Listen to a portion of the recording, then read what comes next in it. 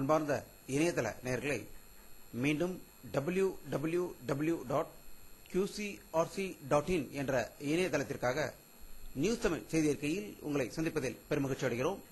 இன்று 6 மே 2009க்கான முக்கிய செய்திகளை தற்போது பார்க்கலாம்.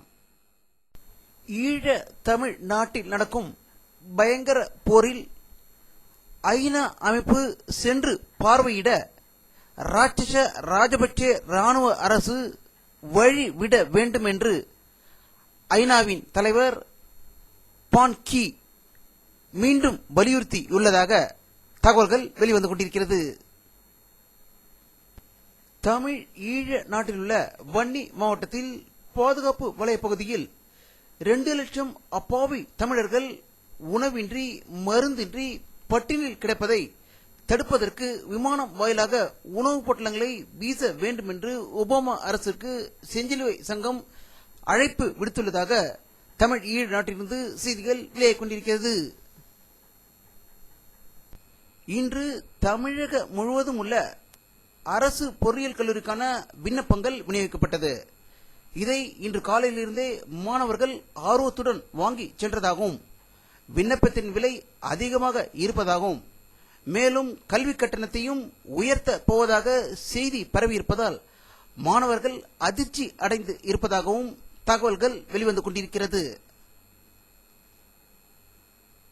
தமிழகம் மற்றும் புதுச்சேரியில் இன்று தேர்தல் பிரச்சாரத்துக்கு வர இருப்பதாக கூறியிருந்த காங்கிரஸ் தலைவர் திருமதி சோனியா காந்தி அவர்கள் திடீரென்று தன்னுடைய பயணத்தை ரத்து செய்ததால் திமுகவும் மற்றும் காங்கிரஸ் தொண்டர்களும் அதிர்ச்சி அடைந்து இருப்பதாகவும் இதற்கு 5 காரணங்கள் கூறப்படுவதாகவும் தற்போது தமிழகத்தில் இலங்கை தமிழர்கள் பிரச்சினை அலை அடித்துக் கொண்டிருக்கிறது.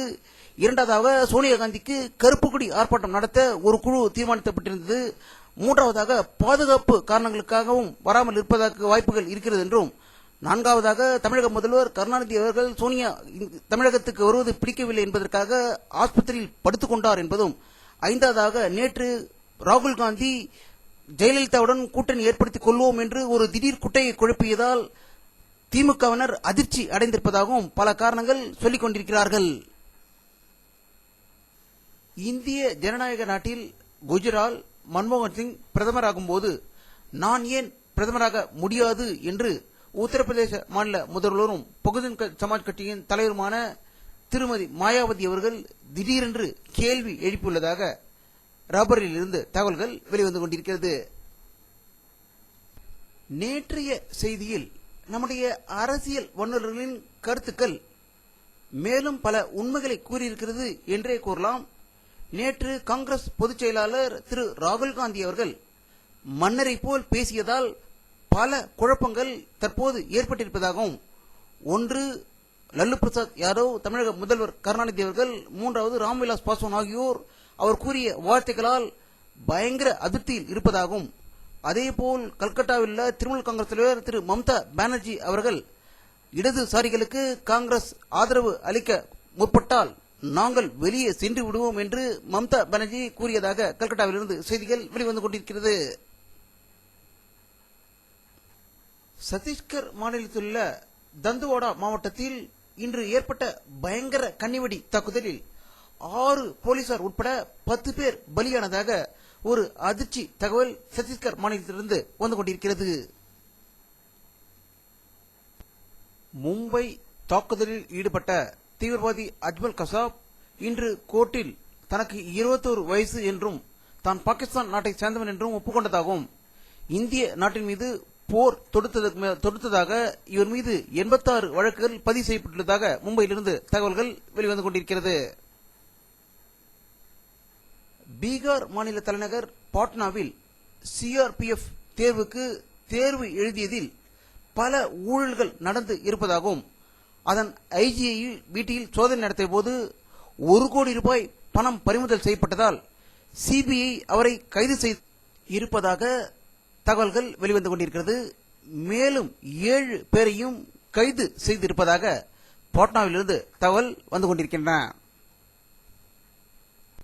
அமெரிக்க அதிபர் தங்கியிருக்கும் வெள்ளை மாளிகையில் 4 இந்தியர்கள் பணியமர்த்தப்பட்டிருப்பதாக தகவல்கள் வெளிவந்து கொண்டிருக்கிறது.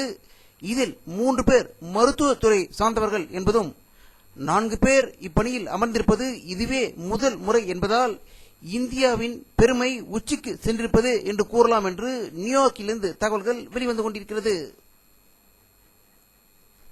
அமெரிக்காவில் உள்ள டெக்சாஸ் மாநிலத்திலும் ஐரோப்பிய நாடுகளிலும் பன்றிக் காய்ச்சல் அதிகரித்து இருப்பதாக ஒரு அதிர்ச்சி தகவல் அமெரிக்காவிலிருந்து வந்து கொண்டிருக்கிறது.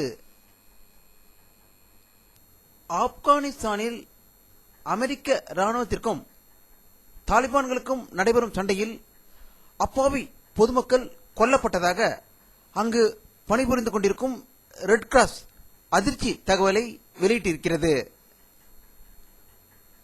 நேபாள நாட்டில் தொடர்ந்து நடந்து வரும் அரசியல் குழப்பத்திற்கிடையில் நேபாளத்தில் அடுத்து அமைய இருக்கும் புதிய அரசு குறித்து அரசியல் கட்சிகள் கூடி விவாதித்து வருகின்றன என்றும் இதற்கிடையில் மாவோயிஸ்டுகள் நாடு முழுவதும் தீப்பந்தம் ஏந்தி ஆர்ப்பாட்டத்தில் ஈடுபட்டு வருவதாக காட்மாண்டுவில் இருந்து செய்திகள் வந்து கொண்டிருக்கிறது. அமெரிக்காவில் உள்ள மிக பிரபலமான நிறுவனமான மைக்ரோசாப்ட் நிறுவனம் தன்னுடைய பணியாளர்கள் 3000 பேரை வேலையிலிருந்து நிறுத்துவதற்கான நோட்டீஸை கொடுத்திருப்பதாக ஒரு அதிர்ச்சி தகவல் நியூயார்க்கிலிருந்து வந்து கொண்டிருக்கிறது. டாடா நிறுவனம் 1 லட்சம் ரூபாய்க்கு நானோகார் என்று கூறி 1,40,000 என்று பின்பு அதை பணத்தை உயர்த்தியது.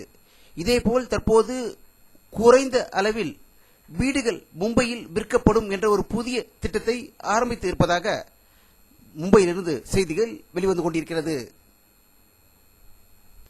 வானிலை அறிக்கை 6 மே 2009 பிற்பகல் 3 மணியில் ஏற்பட்ட சேட்டலைட் புகைப்படத்தை தற்போது பார்த்துக் கொண்டிருக்கிறீர்கள். தென் தமிழ்நாட்டில் மேகமூட்டம் இருப்பதை காணலாம். லேசான மழை பெய்வதற்கும் வாய்ப்புகள் இருக்கிறது. மற்ற இடங்களில் வெயிலின் தாக்கம் இன்றும் அதிகமாக இருந்ததாகவே தகவல்கள் வெளிவந்து கொண்டிருக்கிறது. இத்துடன் இந்த செய்தி அறிக்கை நிறைவடைகிறது. மீண்டும் நியூஸ் தமிழ் செய்தி அறிக்கையில் உங்களை சந்திக்கும் வரை உங்களிடமிருந்து விடைபெறுவது உங்கள் கே பாலாஜி. நன்றி.